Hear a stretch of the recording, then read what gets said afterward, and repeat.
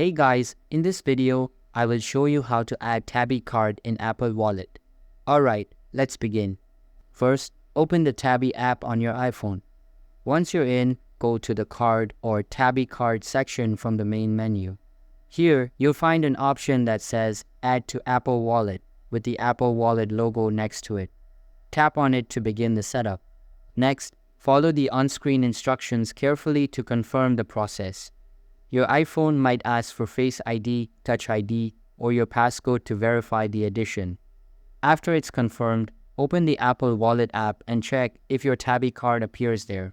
Once it's visible, your card is successfully added. You can now use it for secure, contactless payments anywhere Apple Pay is accepted, including stores, apps, and online platforms. So that's basically how you can add Tabby card in Apple Wallet. And that's it for this video. If you find this helpful, consider subscribing and giving this a big thumbs up. Thanks.